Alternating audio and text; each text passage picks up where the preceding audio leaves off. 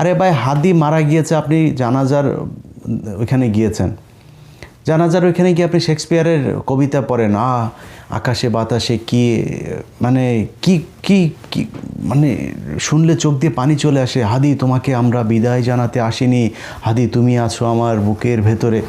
আরে মিয়া, আপনার কাছে এটা শুনতে চাইছেন? আপনি মিয়া রাষ্ট্রের প্রধান, আপনি বিচার করবেন, আসামি কোথায়?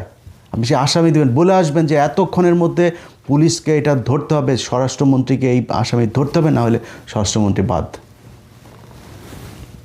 আপনি যা সেখানে কবিতা পড়েন, কান দেন, এটার জন্য আপনি রাষ্ট্রের প্রধান?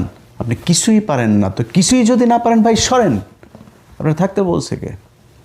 আপনি এখানে থাইকেই যে বিপ্লবটা যে ধ্বংস করে দিলেন, এখন কালকে বিএনপি ধরেন ক্ষমতায় আসবে, কালকে বিএনপি ক্ষমতায় এসে কী পাবে? একটা দেশের মধ্যে চোর বাটপার সব এগুলি দেয়া দেশ ভরা, তো কী করবে বিএনপি?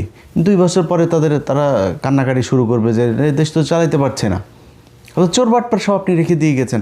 আরে ভাই, একটা বিপ্লব হওয়ার পরে এত 2,500 মানুষকে চোখের সামনে মেরে ফেললো, ভিজুয়ালি সব কিছু দেখা যায়, আপনি আওয়ামী লীগের লোকজন বসে আছে, আপনার বসানোই তো খোদা বক্সা, আপনার বসানো।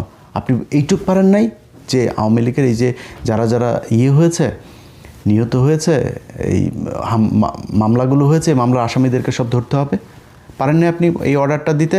আপনি করেন না। আপনি হাদি মারা গেল, আরে ভাই 7টা দিন ছেলেটা এইভাবে পড়ে থাকলো, আপনি 7টা দিনের ভেতরে তাকে আসামিগুলো ধরতে পারলেন না।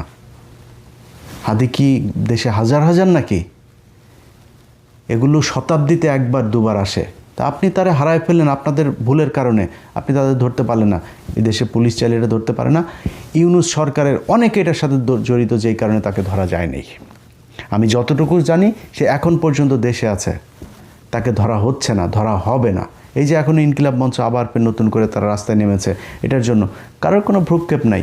এনসিপি খুলনাতে তাদের একটা ছেলে মারা গিয়েছে, আমি 2 দিন আগে ফেসবুকে ঢুকলাম, হাসনাতের পোস্ট, হাসনাত খালি একটা পোস্ট করেছে, এর বাইরে সার্জিস, নাহিদ, আসিফ, ওই ছেলেটারা নিয়ে কিছুই বলে নাই, তাদের দরকার নাই, যার যার মতো শেষে সুন্দরভাবে ঘর সংসার করছে।